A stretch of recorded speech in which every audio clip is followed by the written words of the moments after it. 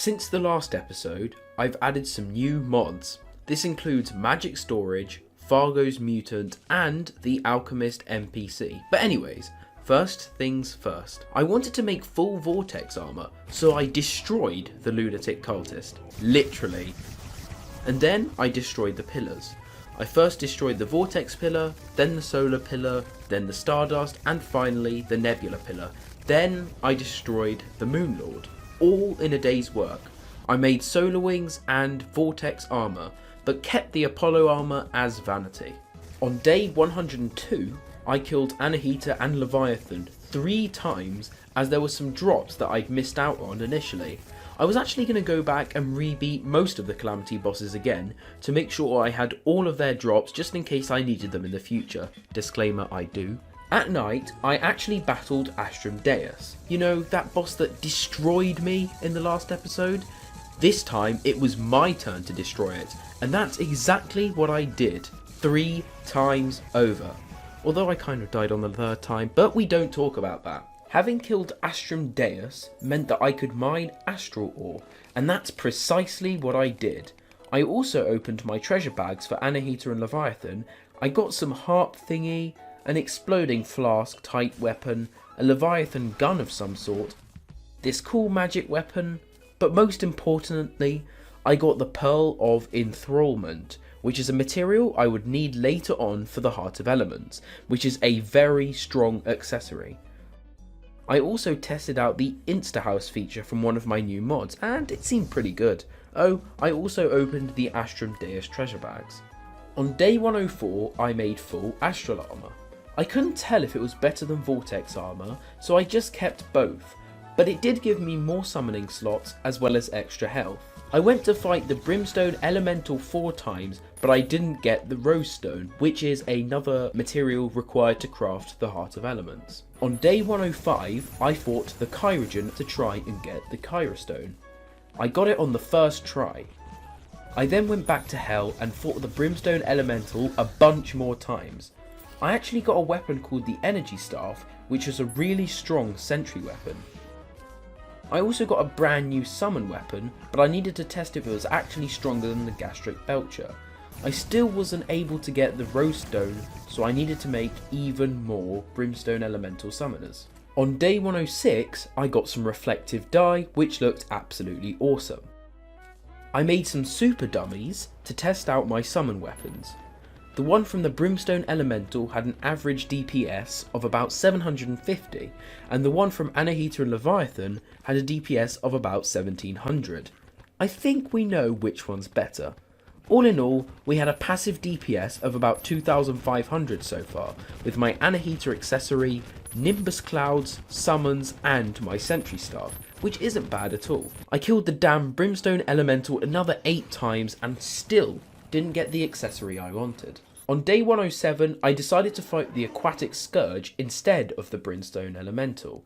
I fought it 7 times, but I didn't get its drop either, so I bought 35 frickin' summoners to make sure I definitely got it this time. After 17 more tries, we finally got it. I spent the rest of the day fighting the rest of the Aquatic Scourges just for money and to see if I could get any other interesting drops. Just look at how much money I made. This is 100% real, I promise you that much.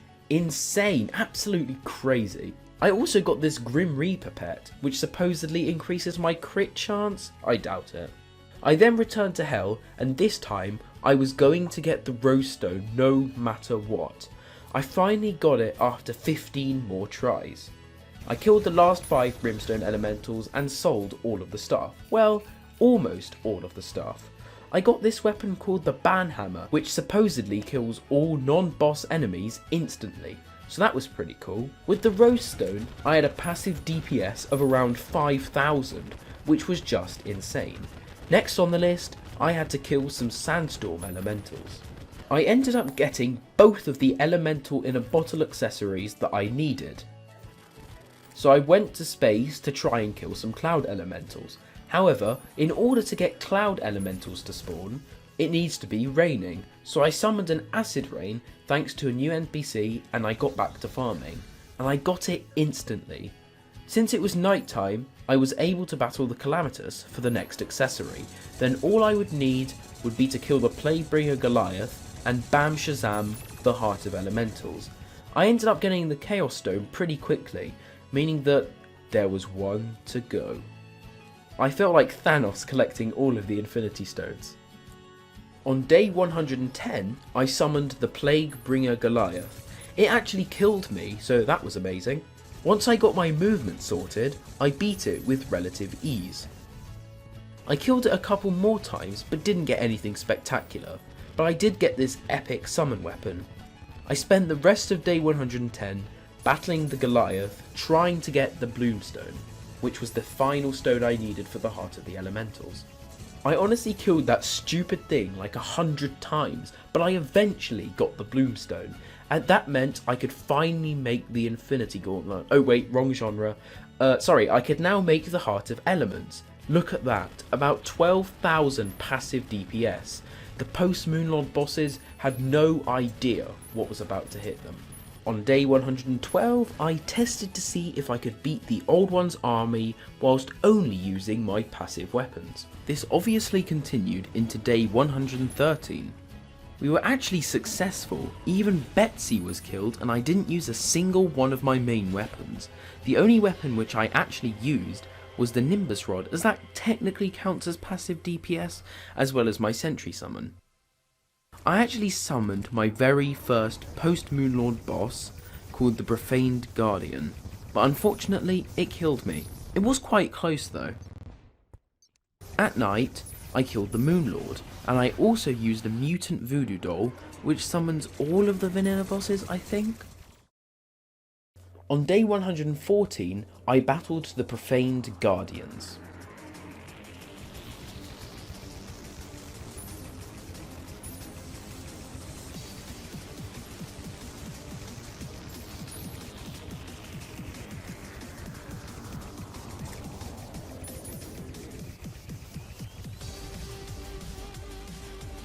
I ended up being victorious, as you just saw.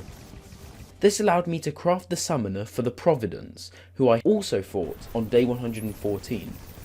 I got absolutely destroyed, but wow, is that an epic boss fight. At night, I killed the Calamitas once again, which gave me a brand new summon weapon. I absolutely loved the look of the mini Calamitas, Cataclysm and Catastrophe, and they were really powerful too, so that's the summon weapon I used. On day 115, I spent a crap ton of money on potion combinations. These are like super potions which provide all of the buffs for a particular class. So like Summoner allows me to summon loads of things while giving them buffs, for example.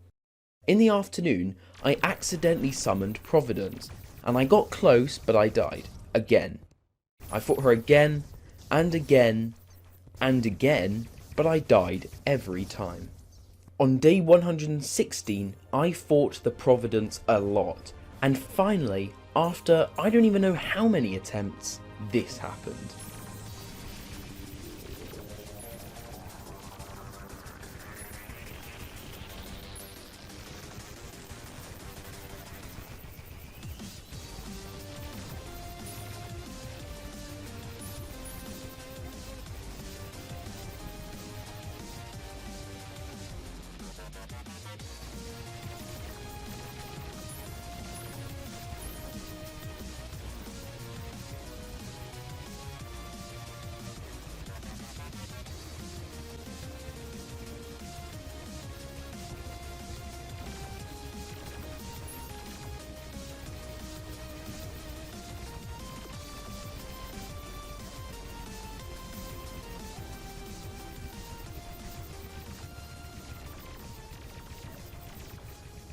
If you can just survive and weather the storm, you can beat her. She dropped me some brand new wings, which were insanely good. On day 117, I opened the treasure bag from the Providence. Here is some of the loot that I got. There was this new armour set which I could make called Tarragon Armour, but I also needed to mine a new ore called Ule Bloom, I don't know. It also allows me to craft elderberries which permanently boost my life, So that's exactly what I spent the rest of the day doing, collecting Ule Bloom ore, life fruits, and anything else that I could scavenge. I don't know why, there's just something super satisfying about mining with an OP pickaxe, and the astral armor is basically an infinite spelunker potion. I actually encountered another mini alien lab near the jungle, so that was pretty cool, although it was nothing like the other one that I found in the first episode. I found a third, and I was able to craft 2 pieces of Tarragon armor, but in order to craft the third piece, I needed to kill Providence again, and in order to do that, I needed to wait till the very next day. So on day 119, I killed the Providence again.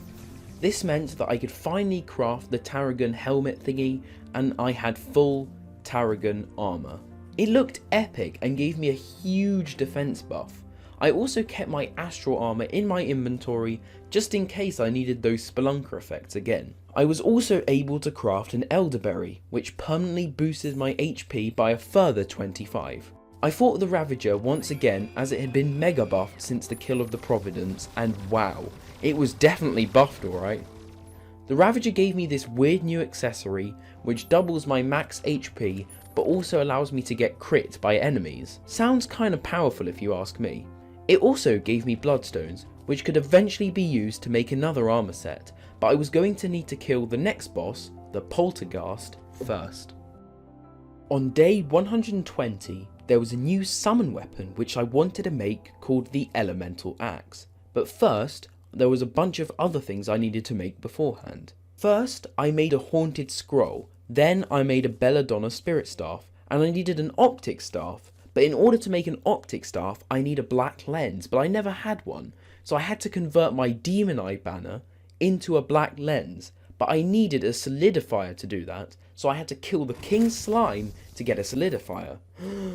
This, combined with the Deep Sea Staff, allowed me to craft the Plantation Staff, but I didn't have enough Luminite bars, so I had to kill the Moon Lord, giving me Luminite, to finally craft the Elemental Axe, and it was awesome and definitely worth it. On day 121, I killed another boss. This one was called the Dragon Folly, and it wasn't really anything special, but it was harder than I expected. It gave us a few materials that I was going to need later on, but nothing else really special. Oh, and the lore, which you can pause and read now if you want. On day 122, I made some Tarragon wings, which gave me plus 15 defense whilst wearing Tarragon armor, so that was pretty decent. At night, I summoned the first of the Devourer of Gods minions. This one was called the Stormweaver, and I killed it without too many problems.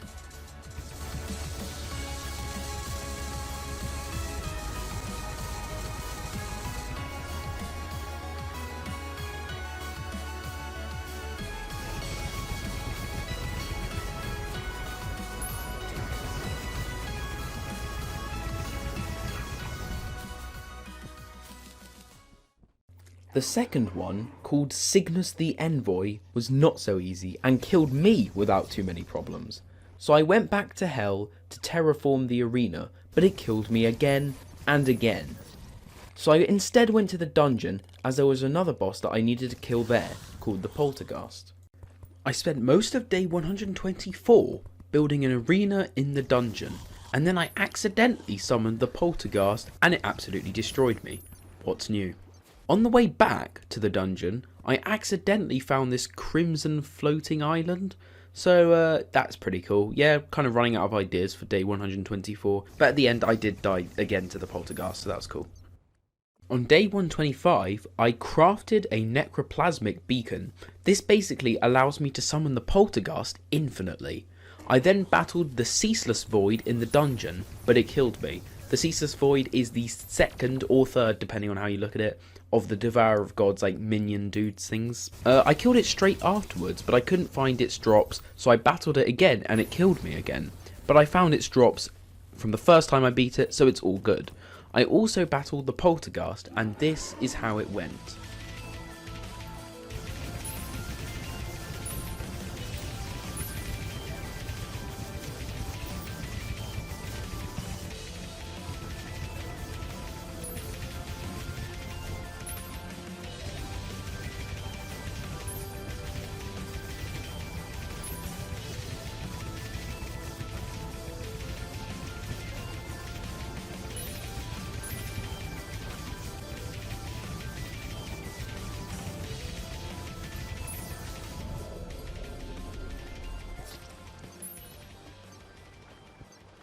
On day 126, I opened up my Polterghast treasure bag and I got a cool magic weapon, but more importantly, I got Ruinous Souls, which I used in crafting, as well as this awesome accessory called the Affliction, which boosts life regen, defense, damage reduction, damage output, and max life.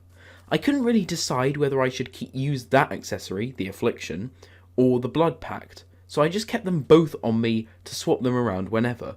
This is actually the very first time I peaked 200 defense. I then crafted some Bloodstone cores, which allowed me to craft a brand new armor set, as well as new arrows, but I needed some more blood orbs, so at night I summoned a blood moon, used some enemy spawn rate potions, and farmed for the rest of the night. By day 127, I had amassed around 70 blood orbs, meaning that I could craft a total of 84 bloodstone cores.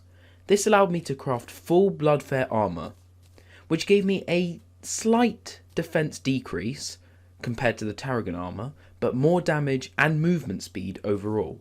I also crafted a brand new summon weapon called the Dragon Blood Disgorger, as well as a new bow called the Arterial Assault. It was pretty powerful, but not nearly as strong as the Heavenly Volley. Unfortunately, I couldn't use the summon weapon that I crafted because I didn't have enough minion slots, but I was able to craft new arrows, which were insanely powerful. And after all of that, I had one more boss to fight, Cygnus.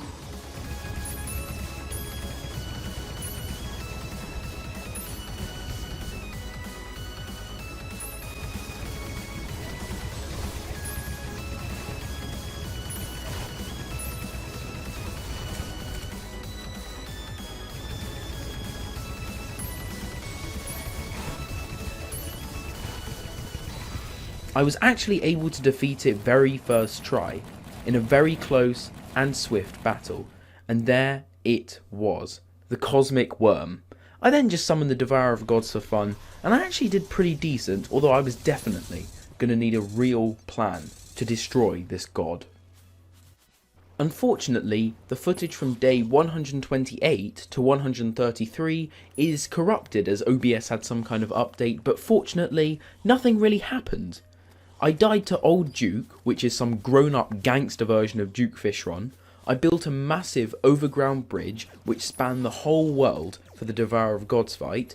I killed the Martian Madness event again, which gave me a Cosmic Car Key. I died to the Devourer of Gods, and I killed the Dragon Folly once more. But now, day 134, which isn't corrupted. And it's a good thing that day 134 isn't corrupted, because that is the day that I beat the Devourer of Gods.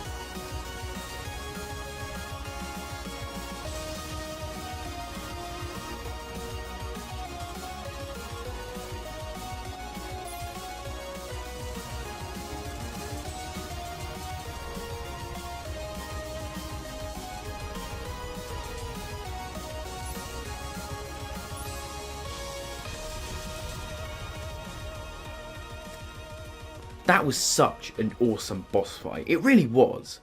It really encourages you to use the mini-map and actually focus on your movement. Anyways, defeating the Devourer of Gods gave me Cosmolite bars, this awesome new mage weapon, and this new accessory which looks sorta useful, and the Devourer of Gods lore which you can pause the video to read now. The mage weapon it dropped was in fact the first weapon to come close to the Heavenly Volley in DPS, and I wasn't even wearing the mage set. Unfortunately, this created the dilemma on whether I should just change to become a mage instead of a bow user. Even more unfortunately, I suck at making decisions, so I just decided, for the sake of you guys, you've probably seen enough bows for now, I was going to change to the mage set.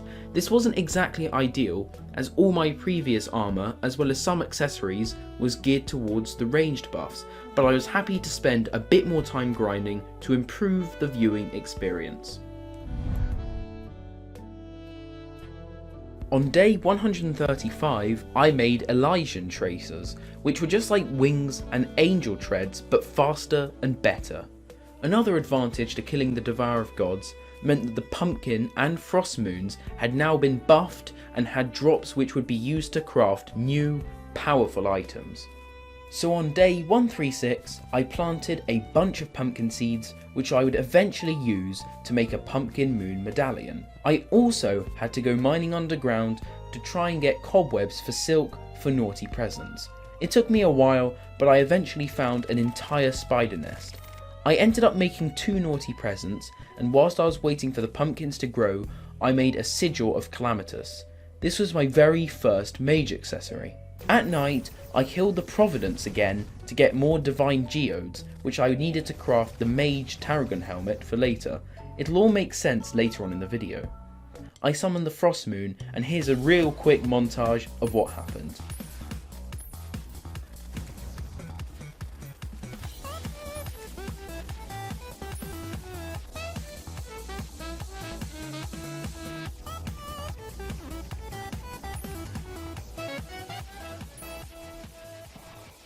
I ended up hauling a whopping 274 endothermic energy, and now all I needed was nightmare fuel from the pumpkin moon, and then I could craft Godslayer armour as well as a whole bunch of new weapons.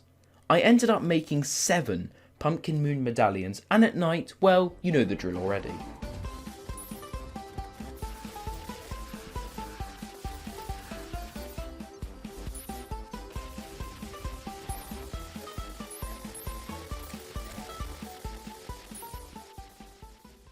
I actually got 42 pumpkin trophies, but more importantly, 795 nightmare fuel. The first thing I crafted was Drayden's Forge. This basically allowed me to craft the uber powerful items. It was like a crafting station. Unfortunately, I could only craft 1 piece of Godslayer armour before I ran out of Cosmolite bars, so I battled the Devourer of Gods again, but it killed me. I just don't quite know why. However, I found out that I was actually able to craft the Ethereal Talisman, which is like the ultimate mage accessory for Calamity. At night, I fought Cygnus again, as I needed more Twisting Nether, which was its unique drop. When I killed it, it dropped me a new summon weapon called the Cosmolamp, but it wasn't quite as good as the Elemental Axe. At the start of day 139, I battled and defeated Cygnus twice more. This gave me enough Twisting Nether to craft Status Void Stash. This is basically like an upgraded version of the Master Ninja gear, like a super upgraded version, which was going to improve mobility even more than it already was, which was going to be very useful for the last 2 bosses.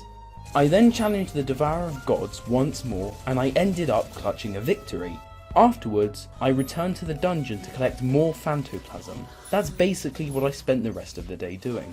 And on day 140, I was able to finally craft full Godslayer armour. I looked freaking badass. I just needed more Cosmolite bars, so I battled the Devourer of Gods once more. I mean, wow, the music is amazing, but it's just such an intense and exciting boss fight. However, after I killed the Devourer of Gods, I was able to get Staff of the Mechworm, which is a summoner that summons a mini version of the Devourer of Gods, and I absolutely loved it. I spent all of day 141 crafting. The first thing I made was called the Magnetic Meltdown, which was another mage weapon for my arsenal.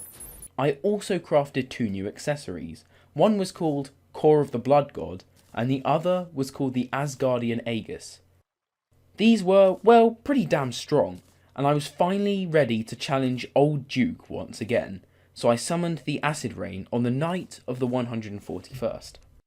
And on the day of the 142nd, I fought Old Duke.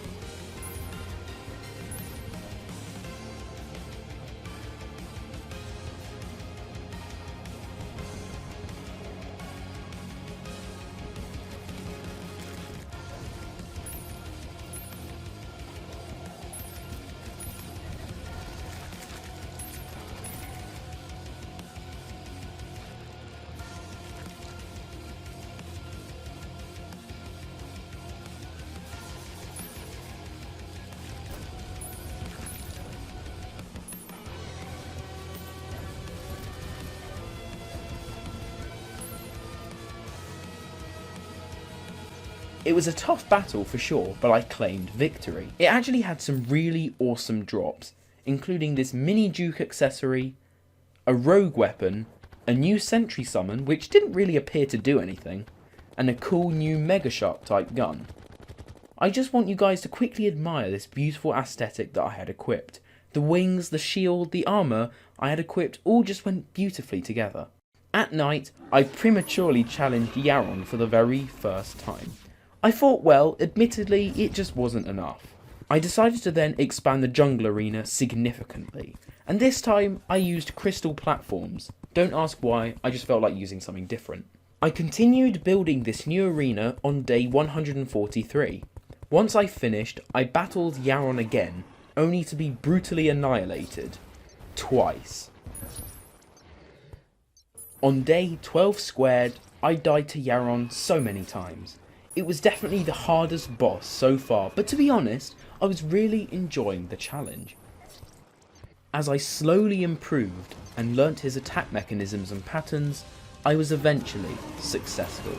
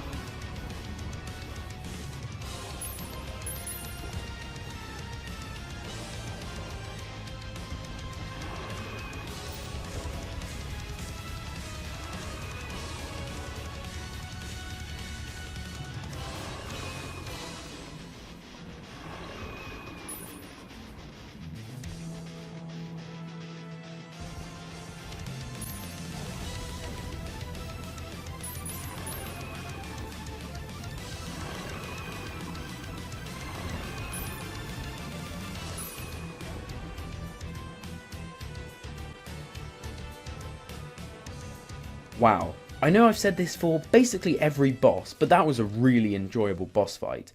I think that's the first time I've properly felt adrenaline in real life fighting a Terraria boss. Killing Yharon gave me a summon weapon which summoned a mini Yharon.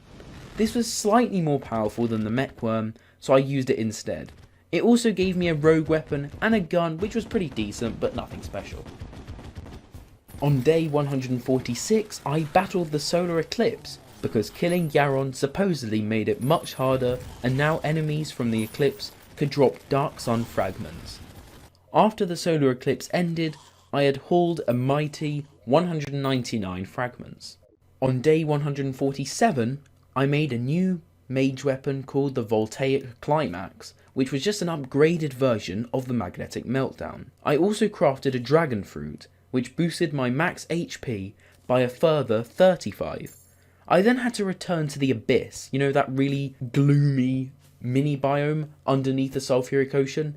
Yeah, that one, because I had to collect a material called Teneberis, and then I also had to collect gold. All of this meant that I could craft full silver armour.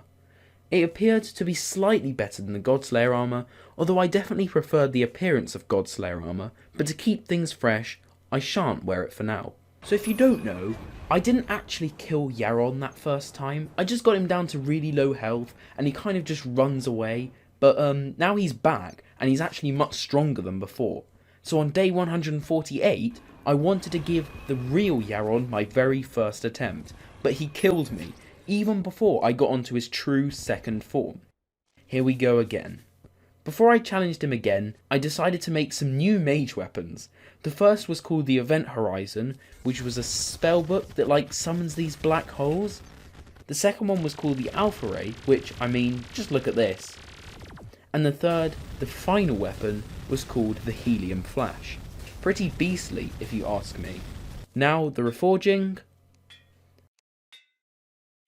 Now I'm ready to rock and roll.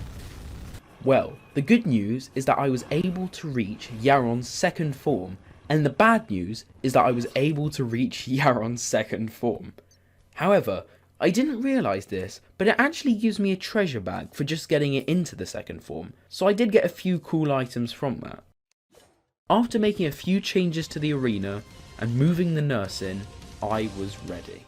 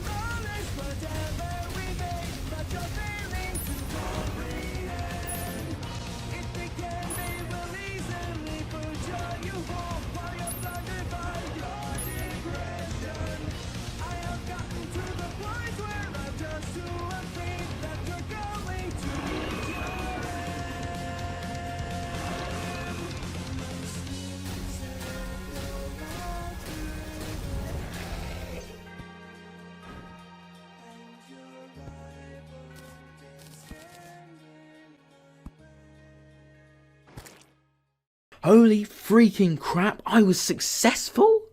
And wow, did he drop a lot of loot alright.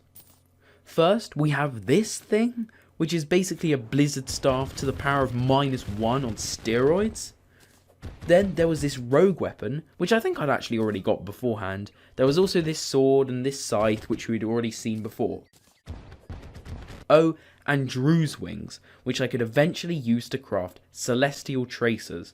I almost left these two things behind, both the lore item and Yharon's soul fragments. Having killed Yharon meant that I could finally mine the last ore in Calamity, Auric ore. By midday of day 151, I had amassed over 3,000 Auric ore. This meant that I could craft a whopping 12 Tesla bars? Turns out I was going to need a lot more Phantoplasm for spirit flames. So I returned to the dungeon and spent the rest of the day farming Phantoplasm. I kept farming Phantoplasm till 9 AM on day 152. In the end, I was able to make 46 Auric Tesla bars. The very first accessory that I made were Celestial Tracers. These were the very best possible boots that I could craft, giving me insane vertical and horizontal speed. I then proceeded to craft full Aura Teslic armour. Well, almost anyways. I needed to craft a flying carpet, and to get that, I needed to kill some ghouls in the underground desert to get ancient cloth. Eventually, I was able to craft the flying carpet as well as the Auric Tesla boots, and wow, I was ready to destroy. So on day 153, I battled Yharon once again as I needed more Yharon soul fragments, and the fight was definitely easier. Not easy for sure, but definitely easier, thanks to improved mobility and DPS.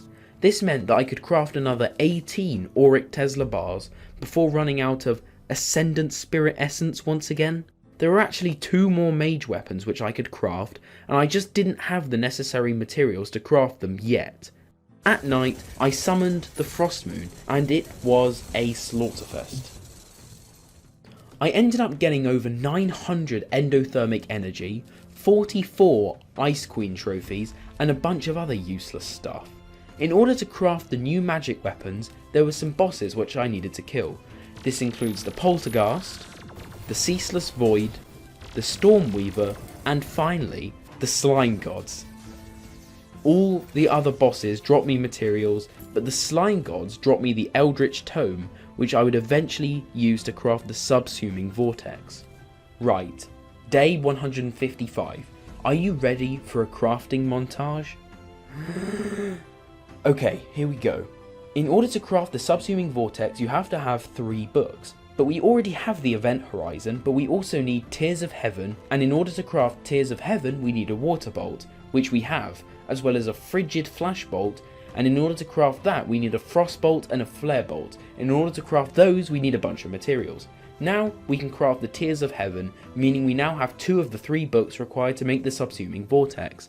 The third book is called Augur of the Elements. We needed the Eldritch Tome, which we got from the Slime Gods, the Tome of the Fates, which I crafted earlier, and a Shadow Flame Hex Doll, which I obtained earlier in my last video, I believe.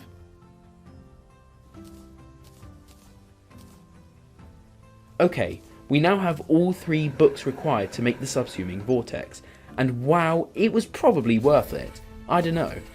The second weapon which I needed to craft was called the Vivid Clarity.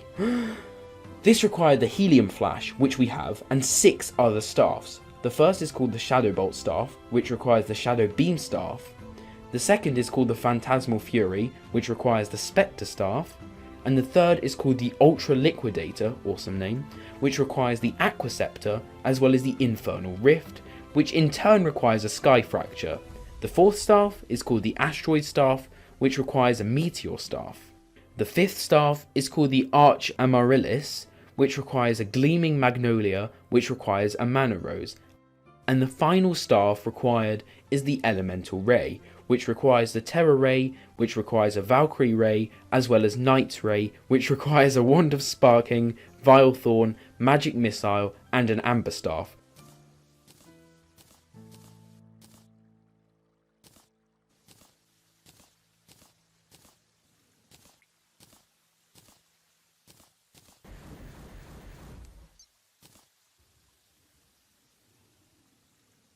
And bam, Vivid Clarity. Wow, all done, and it only took a day. That's right everyone, over 1 million DPS with these bad boys. Supreme Calamitas, are you ready to die? I proceeded to craft an Eye of Extinction, and then I summoned her for the very first time.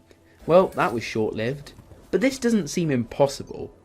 The second attempt was far worse, and the third attempt, almost half health. And the fourth, well, not so good. I'm just going to stop numbering them and show you all the deaths from now.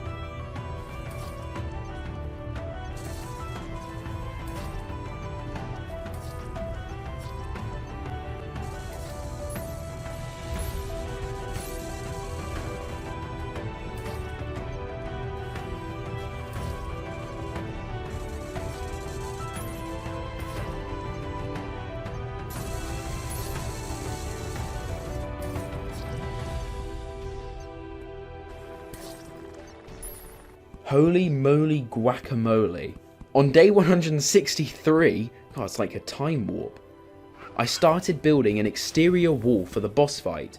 I saw it recommended on the wiki, and at this point I was just desperate. I also bought some Discord potions, as well as gravity normalizer potions, which remove the effect of low gravity as well as distortion. On day 164, I continued with the box. I also added asphalt at the bottom since it boosted movement speed massively, and then I proceeded to continue dying.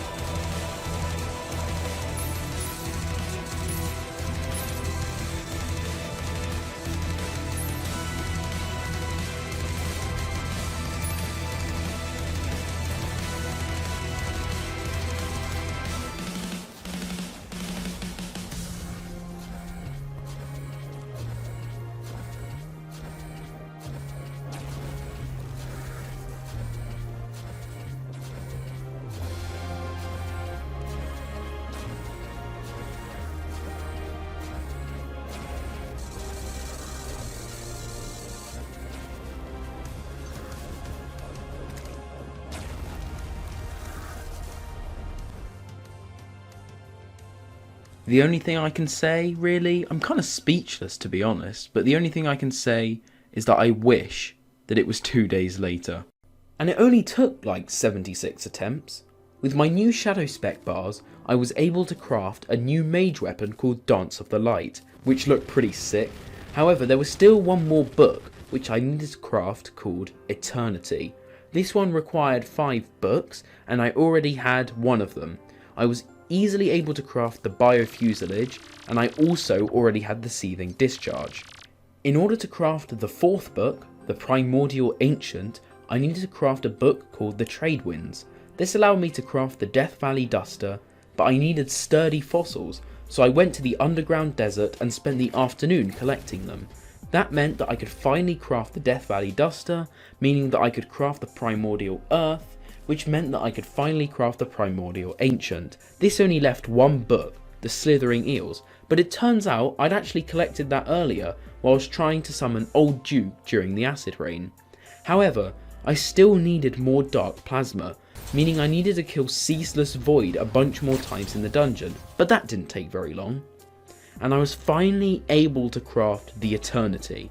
I can't really explain what's actually going on here with this weapon, mainly because I don't really know, but I think that's about it. Oh, I actually wanted to craft one more thing, the Crystal Crusher pickaxe, but I actually needed more Essence of Helium from the Kyrogen to craft more Tesla bars, so that was quick as well. And I ended up finally crafting the ultimate pickaxe. Oh wow. Oh wow. Oh my frickin' Moonlord. It turns out I wasn't completely finished with my endeavours. On day 171, I summoned the Old One's army to try and get a dragon egg. You'll see why in just a moment. Unfortunately, I didn't get it from my first attempt, but I did get it from my second attempt. Now you shall understand why I sought after this puny dragon egg. It allowed me to craft the Gaze of Chrysanthemere? Yep, that is an awesome dragon mount. And from day 172 to 200, I basically just invited my friends onto my world, and they spent the last 28 days building some awesome structures and houses for the NPCs, since they are infinitely better at building than I am. I crafted one more new weapon called the Wand, which essentially turned me into Yharon, and I suppose that's about it. I also killed the Perforator, that crimson version of the Hive Mind, so that was really easy, just to tick off all of the bosses to say I've finally beaten them all. And I suppose that brings me right to the end of my journey. If you haven't already seen the first 100 days, then what the heck is wrong with you, and why haven't you clicked the link in the description yet?